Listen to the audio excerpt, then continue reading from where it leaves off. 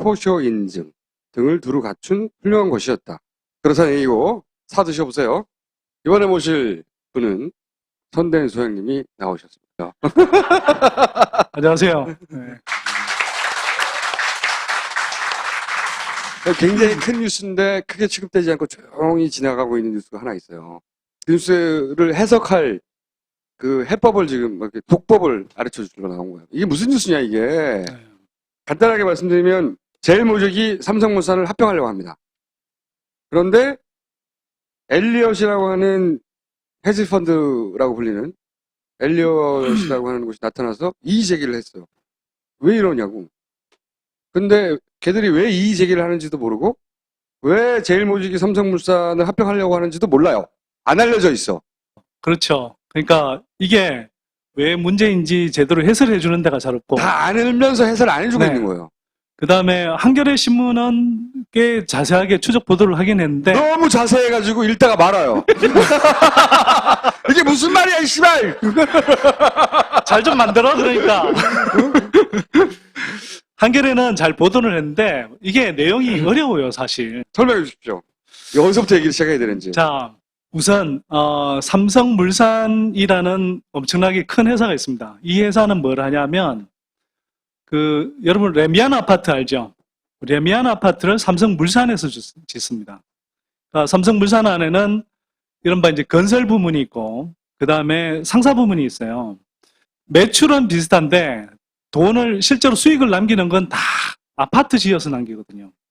그래서 이 삼성물산은 사실 그냥 레미안 아파트 짓는 회사다, 이렇게 좀 생각하시면 쉽고요. 건설업계에서도 시공실적 1위, 즉, 제일 큰 회사라는 겁니다. 제일모직은 여러분 들어보셨죠? 제일모직 어떤 회사일 것 같나요? 원래는 제일모직이라는 게 패션 사업을 하던 회사가 맞아요.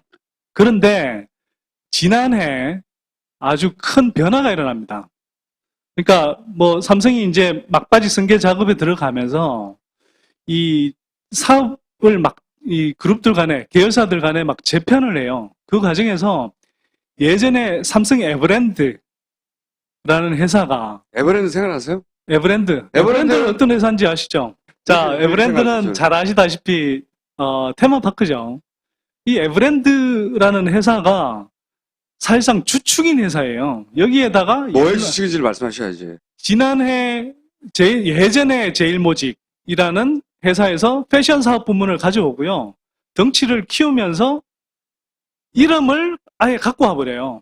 그래서 에버랜드가 사실상 주축인 회사인데 에버랜드라고 하지 않고 제일모직이라는 회사로 이름을 바꿔버린 거예요. 왜 그랬을까요? 저는 이걸 이름 세탁이라고 봅니다. 왜 이름 세탁이냐? 왜 세탁을 했느냐? 에버랜드라는 회사는요, 삼성그룹에서 사실 삼성그룹을 지배하기 위해서 가장 상위에 있는 회사예요. 간단하게 얘기를 하면 이건 회장이 아들한테 회사를 물려주고 싶었어요. 그죠? 근데 그걸 물려주려면 상속세를 어마어마하게 내야 되잖아. 그래서 생각해낸 편법이 뭐냐면 에버랜드라는 회사 있잖아요. 그게 20년 전에 시작된 재선 상속 프로젝트의 첫 번째 출발 지점이거든요. 순환 출자 이런 얘기도 들어봤죠. 네?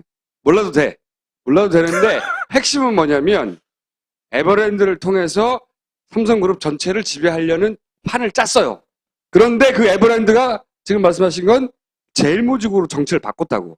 왜 이름 세탁을 해야 하냐면 에버랜드가 삼성이 이제 3세 승계를 하면서 삼성그룹 전체를 지배하기 위해서 계속 이제 불법 상속, 편법 상속을 자행했던 회사예요. 그러다 보니까 언론에서 엄청나게 이제 거론도 되고 아는 사람들은 사실 이제 굉장히 많은 질타를 한 거죠. 그래서 재판을 받아서 지기도 했어요. 예. 네. 그래서 이 회사가 삼성그룹 전체를 지배할 회사다. 이게 이제 너무나 뚜렷한 거죠. 근데 이걸 지난해 제일모직 패션 사업부를 이렇게 흡수하면서 이름을 제일모직으로 딱 바꿔버리니까 많은 분들이 삼성의 에버랜드 어디 갔어? 이렇게 돼버리고 제일모직이라는 그 회사가 사실은 이 삼성그룹을 지배하기 위한 회사인데 그 회사가 삼성물산이라는 엄청난 덩치의 회사를 그냥 먹어버리는 굉장히 불공정한 가치를 적용해서 먹어버리려는 시도 자체를 무슨 의미인지 잘 모르게 돼버린 거예요. 이게. 왜냐면 제일모직 그 이전에 에버랜드 그 에버랜드의 지분 절반 이상을 이건희 회장 가족이 가지고 있거든요. 자기들이 지분을 가지고 있는 절반을 가지고 있는 제일모직을 통해서 삼성물산을 먹어버리는 거 헐값으로 시장 가치보다 훨씬 싸게. 그러면 삼성그룹의 이 아들에게 재산을 물려주는 과정이 끝나는 거죠, 이제. 오늘 할 얘기 다 한 거잖아요. 나 왜 불렀어, 그럼? 이게 핵심인데 그런 일이 벌어지는 과정에 엘리엇은 왜 등장하고 그리고 먹으려고 하는데 어떻게 먹었나? 먹기 위해서 얼마나 이상한 짓을 했는가? 이런 거 설명해 주세요. 이건희 회장이 이재용한테 그러니까 세금 부담을 주지 않고 그룹을 승계하려고 하잖아요. 그러면 승계를 해야 되겠는데 이걸 예를 들어서 막 몇 조씩 되는 재산을 그냥 물려주면 상속세가 우리 되게 높거든요. 그래서 예를 들어서 조 단위로. 5조 원 정도를 물려주면 한 절반 가까이를 세금으로 내야 돼요, 원래는. 근데 이 양반들이 세금을 내고 싶어 하겠어요? 안 내죠. 그래서 어떤 편법을 쓰냐 하면 여기서 이제 그래서 이 에버랜드가 원래 등장하는 겁니다. 삼성그룹이 삼성 승계를 하는 과정이 크게 세 가지 단계를 거쳐서 물려줍니다. 어떻게 물려주냐면 처음에는 아주 비상장돼 있고 가족들 지분이 높은 회사를 지분부터 먼저 확보하게 해주고요. 3세가. 이재용이죠. 이재용하고 이부진, 이서연 이 3남매가 지분부터 확보하게 해주고요. 이 지분을 많이 확보한 삼성의 상장되지 않은 회사, 상장되지 않은 회사들은 보통 이제 주식시장에서 거래가 안 되기 때문에 가치가 낮게 평가되거나 또는 엄밀하게 가치 평가를 하지 않기 때문에 가족들이 마음대로 이제 이 가치를 산정해서 헐값에 지분을 넘겨줄 수 있는 거예요. 그렇게 지분을 확보한 회사에다가 일감을 막 몰아주죠. 일감 몰아주기라고 들어보셨죠? 그래서 덩치를 막 키워줘요. 덩치를 키워진 다음에는 이 회사를 이제 상장을 시킵니다. 상장시키면 상장돼서 거래가 되면서 그 자체로 가치가 뻥튀기가 되고요. 그렇게 된 상태에서 지금 하듯이 삼성의 다른 계열사들 중에 아주 막 덩치도 크고 영양가 있는 회사들하고 굉장히 유리한 조건으로, 그러니까 사주 일가가 지분을 많이 가진 회사가 유리한 조건으로 합병을 추진합니다. 그래서 이번에 이제 문제가 되는 에버랜드 경우에도 가장 대표적으로 그런 회사이고요. 왜 그런 회사냐 하면 에버랜드가 이재용 지분이 가장 높은 회사입니다. 25%를 갖고 있거든요. 그리고 삼성 일가 전체가 갖고 있는 지분이 한 47% 정도 됩니다. 그리고 아까 이제 저 총수가 순환출자라고 했는데요. 순환출자라는 건 뭐냐면 예를 들어서 A라는 회사가 B라는 회사를 출자를 해서 이걸 지배하고 B라는 회사가 C라는 회사를 출자해서 지배하고 그다음 C 회사가 다시 A 회사 이런 식으로 돌아오면서 계속 이 사슬처럼 맞물려 돌아가면서 약간의 지분을 가지고도 각 계열사가 조금씩 계속 순환 출자하는 식으로 해서 그룹 전체를 지배하는 구조입니다. 여기에 제일 꼭대기에 있는 게 바로 에버랜드예요. 지금의 제일모직. 처음에 얼마였죠? 20억이었던가요? 이재용이 지금 확보한 지분이 거의 한 6조, 평가 시점에 따라서 다를 수 있는데 대략 4조, 5조, 6조 뭐 이런 식으로 이렇게 평가할 수 있거든요. 그러면 처음 상속이 아니고 증여받은 액수가 얼마냐 하면 60억 원을 받았어요. 60억, 맞아. 네. 그러니까 60억 원이 몇천 배가 뻥튀기 된 거죠. 60억 원으로 에버랜드의 그 지분을 가진 거예요. 60억 원으로. 그때만 세금을 한 번 냈어요. 증여니까. 그 60억에 대한 돈만 내고 세금 한 번 내고 그 다음에는 세금을 한 번도 안 내고 실제로 재산을 회사 그룹 전체를 넘겨봤는데 안 내고 이 회사의 지분을 그만큼 가지고 이 회사가 저 회사의 주식을 싸게 사고 그 회사가 또 다른 회사를 싸게 사고 뺑뺑뺑뺑 돌아서 자기가 가진 지분이 요거밖에 없는데 회사 전체를 가지게 되는 거예요. 그런 작업을 이때까지 해왔던 거예요. 그렇죠. 그걸 그래서 완성을 했어요, 거의. 근데 마지막 단계에 에버랜드가 제일모직으로 이름을 싹 바꾼 다음에 이제 마지막으로 삼성물산을 확 먹으려고 하는 겁니다. 자, 그런데 이것도 아까 제가 말씀드렸죠.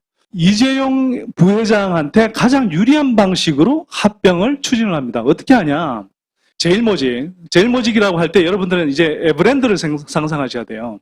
지난해 말에 상장을 합니다.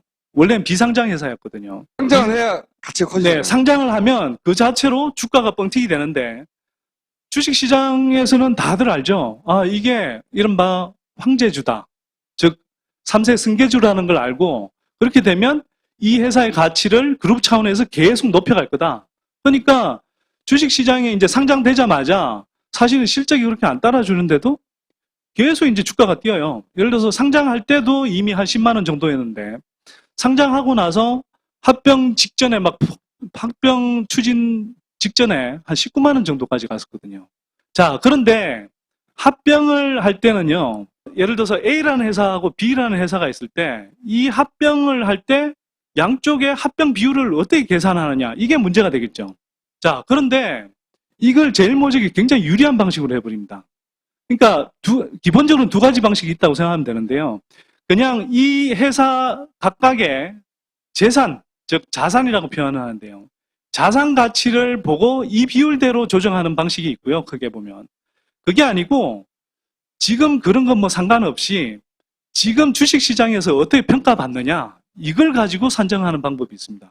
근데 아까 제일모직은 상장하고 나서 황제주라고 이미 각광을 받고 있고 실적은 그만큼 안 따라주지만 나중에 그룹 차원에서 막 몰아줄 거다. 그래서 실적을 막 낼 거다. 이런 생각을 누구나 하기 때문에 실제로는 주가가 올라가죠. 근데 삼성물산은요. 주가가 사실은 한 지난해 말 정도부터 해서 계속 떨어집니다. 그래서 합병을 할 때도 제일모직이 상대적으로 주가가 높을 때 그리고 삼성물산은 역대 주가 수준에서 봤을 때 상당히 낮을 때 이걸 비율로 계산해서 제일모직에 굉장히 유리한 방식으로 주가를 산정해버려요. 아니면 주식시장에서 주가가 결정되는데 주가 가지고 그냥 비교해서 그렇게 할 수도 있는 거 아니냐라고 말할 수 있는데 그걸 뛰어넘어서 삼성물산의 가치를 일부러 떨어뜨리려고 해요. 삼성이. 그렇죠. 노력을 해요. 그래야지 제일모직 회장 가족이 소유한 제일모직이 싸게 사죠. 그러려면은 자기 계열 회사지만 삼성물산이 장사를 못 해야 되는 겁니다. 기업의 가치가 계속 떨어져야 되는 거야.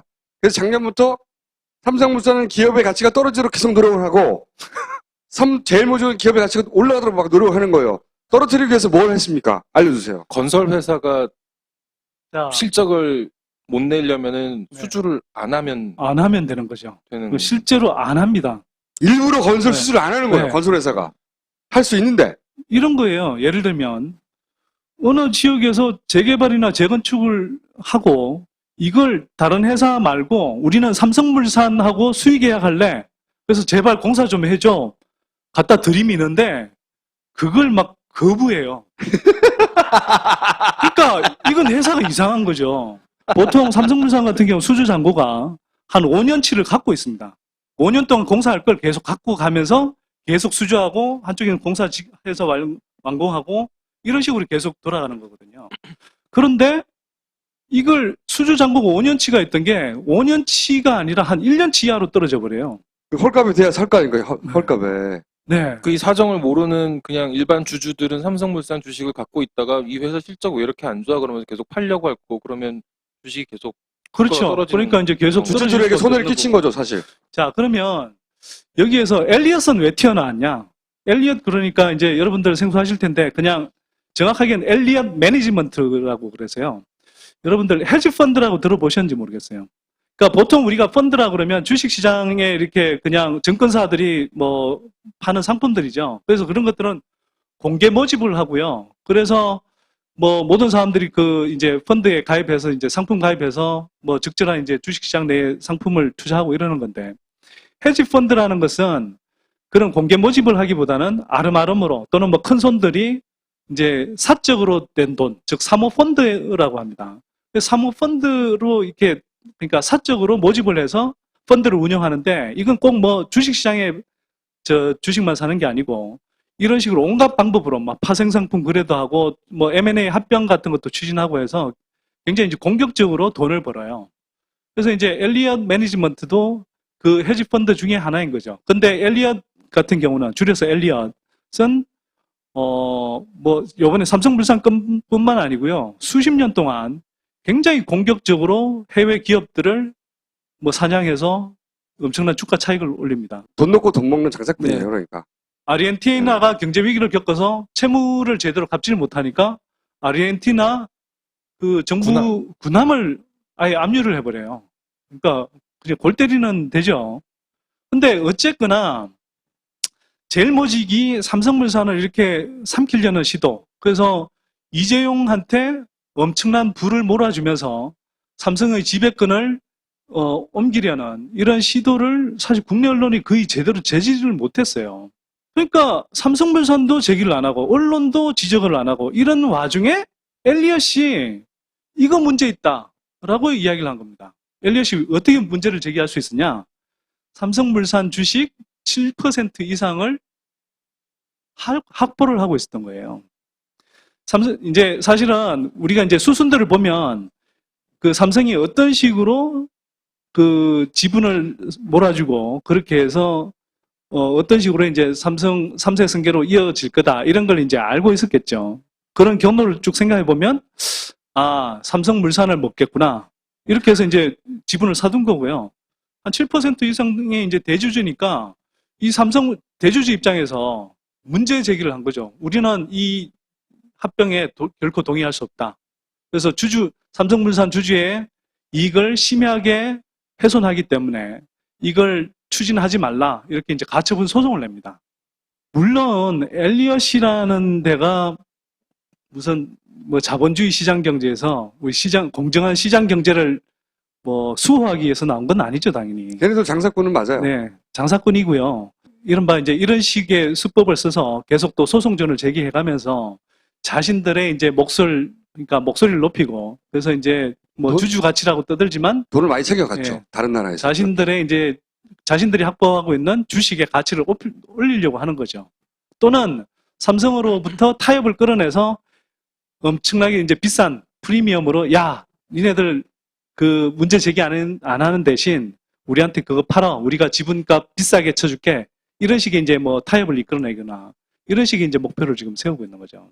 그러면서 삼성이 이 합병전을 어떻게 포장하기 시작했냐면 엘리엇이 우리 국부를 유출하려고 한다. 우리 기업을 먹으려고 한다. 우리가 방어해야 한다. 삼성은 그걸 방어하기 위해서 제일모직은 삼성물산 합병해야 한다. 외국 약탈 자본과 그것을 지키려고 하는 삼성의 싸움으로 지금 언론에서 포장을 하고 있는 거죠. 네. 대부분 언론들 보도를 한번 보세요. 실제로 그렇고요. 이런 걸 한번 생각해 보세요. 이명박 정부 때 인천공항공사를 팔려고 그랬어. 그리고 그걸 외국계 뭐 지금 같은 헤지펀드가 헐값에 먹으려고 했다면 그건 국부 유출이라고 할 수 있겠죠. 왜냐하면 공사라고는 하지만 사실은 우리 공공 전체의 재산이거든요. 우리 국민들 재산이라고. 그러니까 그걸 헐값에 매각한다. 그거는 국부 유출이라고 할 수 있는데 지금 이건 뭐냐 하면은 동네 깡패가 이제 삥을 뜯으려고 그랬어요. 근데 그게 해외 깡패가 와서 그 삥을 뜯는 걸 채려고 그래. 나눠 먹자고 그러는 거야, 지금. 법은 지켰다라고 이야기를 해요. 법은 지켰다. 그러니까 법적으로는 보세요. 아까 말씀드렸듯이 주식 가치를 평가해서 그러니까 시가를 평가해서 산정하는 방법을 적용하기도 하니까 법을 어긴 건 아닙니다. 근데 누가 보더라도 이거는 그룹 차원에서 심지어 주가를 조작했다고까지는 표현하기 힘들지 몰라도 주가를 조정했다라고 또는 주가에 영향을 미치기 위해서 그룹 차원의 작전이 개시됐다고 진행이 됐다고 누구나 의심할 수 있는 상황이잖아요. 외국 언론들은 어떻게 다뤘습니까? 그래서 이 로이터에서 보도한 게 이렇습니다. 뭐 신랄한 표현을 씁니다. 신랄한. 예를 들어서 뭐 영어로 표현하면요, underhand share dealings라고 해서 굉장히 야비한 주식 거래, 지분 거래 이런 표현을 쓰고요. 그 다음에 로우볼이라고 그러면 이제 굉장히 터무니없이 헐값 매기는 거. 그러니까 삼성물산에 대해서 그렇게 표현을 한다는 거죠. 제일모직이 삼성을 먹는 과정을 그렇게 표현했다는 거죠. 네. 그 다음에 아예 이런 합병 추진 과정 자체를 기만술이라고 표현해요. 기만술. 그러니까 한국 언론, 국내 언론에서는 뭐 도저히 나올 수 없는 편이죠. 삼성이 지금까지 그러니까 우리한테 저질러 온 잘못, 또 그 잘못된 부의 승계, 특히 세금 없는 3세 승계, 이런 것들은 우리 그 자체로 굉장히 문제 제기를 해야 되고 지금이라도 바로 잡아야 하는 문제잖아요. 그리고 이게 왜 또 중요하냐면요, 이게 삼성만의 문제로 끝나지 않는다는 거죠. 그만하시지 이제. 여기까지만 좀 하자. 자, 마지막으로 그럼 왜 이 얘기를 문제 제기해야 하느냐? 자, 이게 지금 삼성만 그런 게 아니고요. 우리 한번 보세요. 뭐 삼성도 있지만 현대차 그룹 있고 SK 있고 지금 뭐 LG GS 다 있습니다. 이 이 재벌가들이 2세 승계로 왔다가 이제 3세, 4세 승계로 넘어가는 단계거든요. 근데 여러분들 다들 느끼시잖아요. 이게 재벌 그룹들이 다 이렇게 지금 문어발식 확장을 하다가 이제는 지네발 단계로 넘어갔잖아요. 그렇게 하면서 골목 상권 무너지고 중소기업들 무너지고 우리 벤처 생태계 전혀 생겨나지 않고, 그래서 산업 생태계가 질식해서 새로운 성장 동력이 만들어지지 않고, 이런 상황에서 이런 문제들을 바로잡기는커녕 계속 3세, 4세 이렇게 넘겨가면서 거의 뭐 우리가 무슨 북한의 뭐 김정일, 김정은 체제 비슷하게 세습하는 이런 체제를 지금 갖고 있잖아요. 아니, 세습 조치는 저는 그럴 수 있다고 봐요. 근데 그렇게 하려면 어째서? 남들 다 내지 세금 내가지고 정상적으로 하라 이거지. 자, 맞습니다. 뭐 좋습니다. 정세습하겠다면 정당하게 하라는 거예요. 남들 내는 세금 다 왜 내고. 지들만 예외냐고, 돈도 제일 많은 것들이. 자, 이렇게 하는 건 문제가 없죠. 자신들이 돈을 내서 지분을 확보한 만큼만 경영권을 행사하고 거기에 또 책임지는 구조면 문제가 없죠. 근데 그게 아니라 지분을 조그맣게 있으면서, 예를 들어서 이건희 회장만 하더라도 삼성전자 지분이 3%가 안 되거든요. 그 3% 지분을 가지고 전체 그룹의 총수라고 불리면서 전체 삼성그룹을 좌지우지하잖아요. 뭐 불과 1%, 2%, 몇 퍼센트의 지분을 가지고 그 삼성 계열사 전체의 오너라고 표현한 게 말이 됩니까? 아니, 그러니까 기업은 그런 짠머리를 굴릴 수가 있어요. 그러면 그거를 정부가 막아야 되잖아. 안 막는다는 게 막기는 뭘 막아요? 이번에 삼성물산 제일모직 도와준다는 거지. 합병 추진권 관련해서도 관련 당국에, 한겨레 신문 기사에서 본 것 같은데, 관련 당국에 미리 알렸다는 거예요. 근데 정부는 지금 이 사안에 대해서 입도 뻥끗 안 하잖아요. 그러니까 딴지 라디오하고 선대인경제연구소가 합병 추진한다고 해봐요. 저희 회사 가치가 훨씬 큰데 총수가 저희 회사를 막 먹으려고 그래. 시장의 질서를 왜곡하는 거거든. 그럼 금감원이 개입하게 돼 있거든. 공정거래위원회가 가만히 있겠어요? 그렇죠. 가만히 있으면 안 되는 거잖아요. 말이 안 되는 거거든. 근데 가만히 있기는커녕 이렇게 진짜 뭐 전 세계적으로 지금 이슈가 되고 있는데도 우리 정부는 도닦는 자세로, 우리 언론도 너무 말을 안 초연하게. 하고 우리 정부도 말을 안 하기 때문에 엄청난 사건이 벌어지는데 아무도 모르고 있어서 손대인 소장님이 나와서 설명을 해주신 거예요. 근데 손대인 네. 소장님 설명해봐야 못 알아듣기 때문에 내가 다시 설명한 거예요. 소장님 뭐 무슨 행사 있으시다면서요? 자, 끝납시다. 뭐 무슨 행사 소개. 행사도 됐고 지금 네. 더 중요한 게 하나 있어. 자, 현대차도 똑같은 방식으로 하고 있는데요. 그러니까 이게 다른 재벌 기업들도 삼성이 이렇게 쭉 하는 꼬라지를 보고 이게 잘 되면 그 길을 그대로 따라가는 거고, 안 되면 그냥 다른 뭐 방법을 택하거나 이렇게 이제 눈치를 보고 있는 거예요. 그런 의미에서도 지금 삼성물산 제일모직 이번 사건이 어떤 식으로 이렇게 전개되는지 굉장히 관심을 가지고 보셔야 됩니다. 그리고 이게 아까도 말씀드린 단순히 재벌 그룹 안에서 뭐 이재용한테 불을 몰아줘서 배 아파 이런 문제가 아니고요. 우리 경제의 미래가 달린 겁니다. 언제까지 그리고 이렇게 저도 꼭 이 얘기하고 싶은데 이제 그만하시고. 이제 막 열 오르는데 왜? 이 단순한 10분 만에 끝날 수 있는 얘기 1시간 했잖아.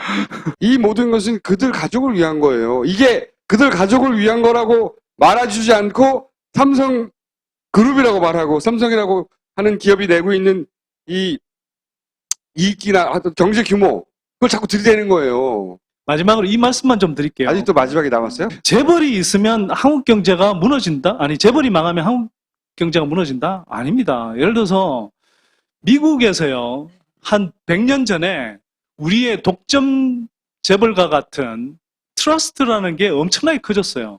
우리하고 똑같이 했어요. 근데 그때 서민 경제들이 막 무너지고 그랬거든요. 그래서 대공황 거치면서 이제 미국 정부가 통제를 하기 시작했단 말이에요. 그리고 나서 전후에 끝나고 나서 뭐 여러 가지 다른 요인들도 있지만 전후 한 45년부터 해서 한 70년대 말까지 미국에서는 고도 성장이 일어나면서 한편으로는 부의 불평등이 급격하게 축소됐습니다. 중산층이 엄청나게 늘어났고요. 그 제2차 세계대전 때 이 군벌하고 합작해서 재벌이 그때 나왔습니다. 우리의 재벌이라는 말이 사실은 일본 말이에요. 일본 말로 자이바츠라고 하는데 이 자이바츠들이 군벌들하고 결합해서 예를 들어서 막 군수물자 되고 막 이렇게 이제 이렇게 동원됐죠. 그리고 나서 메가드 행정부가 들어오고 나서 일본에서 강제로 이 재벌 그룹들을 다 해체했습니다. 그리고 나서 일본이 고도 성장을 했어요. 근데 지금 우리가 재벌 해체도 아니고 좀 제대로 그냥 재벌 개혁을 하자라는 건데 이 정도 하고 나서 한국 경제가 무너진다?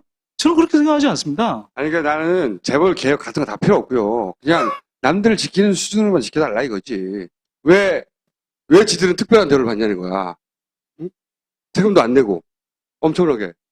그게 말이 안 되고 심플한 거예요, 그냥. 거기 매것 안 나와도 돼요. 그 정도를 바라는 거지, 나는. 네. 자, 굉장히 소화적인 사람과 대국적인 측면을 보는 저와 자, 이제 방송을 끝내도록 하겠습니다. 김현 기자 다시 좀 물어줘요. 7월 11일 날 제가 할게요, 그냥. 소장님 뭐 무슨 행사 있으시다면서요? 7월 11일에. 이왕이면 좀 애정을 담아서 물어주시면 안 돼요? 아, 소장님 뭐 행사 있으시다면서요? 네, 있죠. 7월 11일 날요. 미래의 기회는 어디 있는가라는 제목으로요. 미래의 기회는 어디 있는가. 기회. 예. 한 번에도 알아들을 수가 없어. 요즘 IoT다, 뭐 O2O다, 또 뭐 이 빅데이터다. 굉장히 이제 그 어려운 용어들이 많이 나오고 사실 그만큼 과학 기술들이 빠르게 변화하고 있습니다. 근데 이게 삶을 어떻게 변화시킬 거고 또 우리가 살아갈 이제 이 산업 또 미래 사회를 어떻게 바꿀 건지 많은 분들이 한 자리에서 딱 정리하고 싶은 욕구가 있으실 거예요. 그걸 위해서 욕구가 있으실 거예요라고 막 미리 말해. 절대 놓쳐서는 안 되는 단 한 번의 기회. 분야 이제 최고 전문가 분들이 여러분들한테 최대한 친절하게 설명을 해드릴 겁니다. 그러면 소장님이 마무리를 해주세요. 자, 오늘도 뜨거운 시간이었죠. 오늘 마치겠습니다. 자.